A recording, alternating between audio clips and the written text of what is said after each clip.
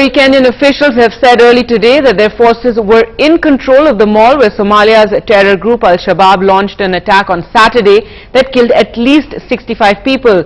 The Kenyan Interior Ministry said forces are now combing the Nairobi mall floor by floor looking for anyone left behind, but they haven't said the siege is over. They believe that all the hostages have been freed after the 3-day siege, which has now entered its 4th day today.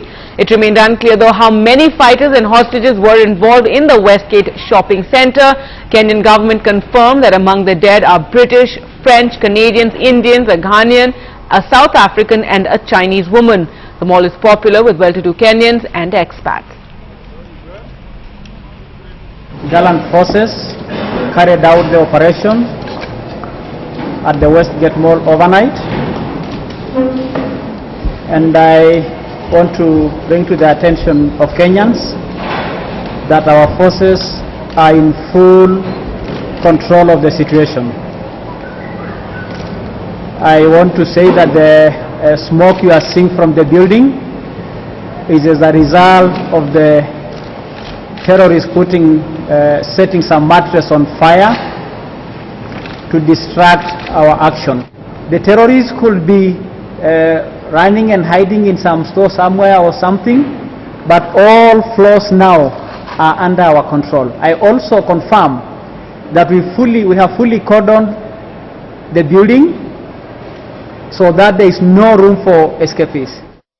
The Interior Minister Joseph Ole Lenku and the government spokesperson Manoa Esipisu both said that the Kenyan Defence Forces were in full control of the Westgate Mall. They also said that all the hostages had been rescued. However, they said that the Defence Forces were still in the mall, going from floor to floor, making sure that they mopped up everything and tried to find anyone who had been left behind.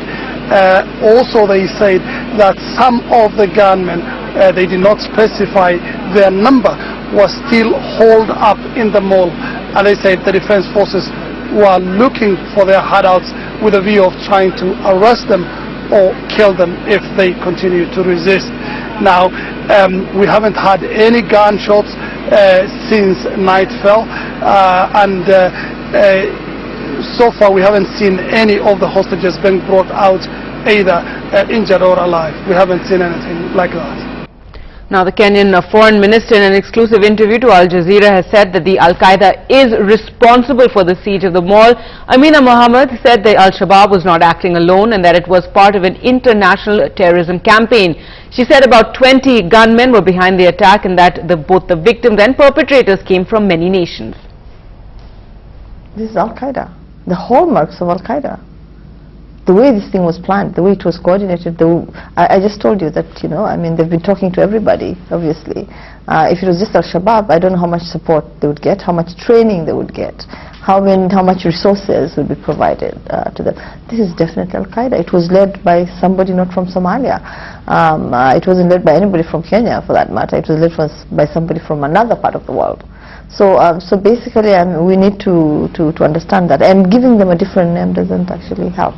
I think we need to just call them by their name, the name that they acquired since 9/11. Most people are saying that it's Al-Shabaab that's carried out. Some of the government officials will tell you that there needs to be investigations to be carried out so that the perpetrators are found, although Al-Shabaab has already claimed responsibility for this attack.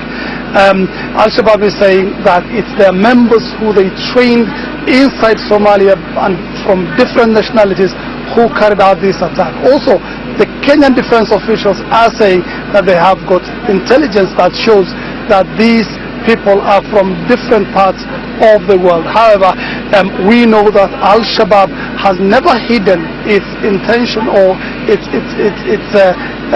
that it is allied with Al-Qaeda.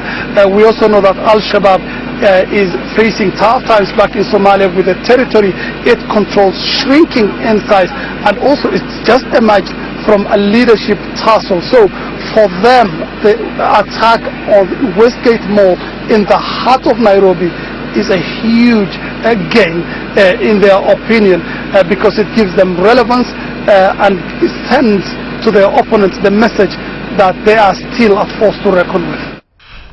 And American President Barack Obama said the United States will continue to work with the entire continent of Africa and around the world to make sure that we are dismantling these networks of destruction. Obama, whose father was born in Kenya, said the United States stood with Kenyans. I want to express personally my condolences to not only President Kenyatta, who lost some family members in the attack, but to the Kenyan people. We stand with them against this terrible outrage that's occurred. We will provide them with whatever law enforcement support that is necessary, and we are confident that Kenya, which has been a pillar of stability in Eastern Africa, will rebuild. And the United States will continue to work with the entire continent of Africa and around the world to make sure that we are dismantling these networks of destruction.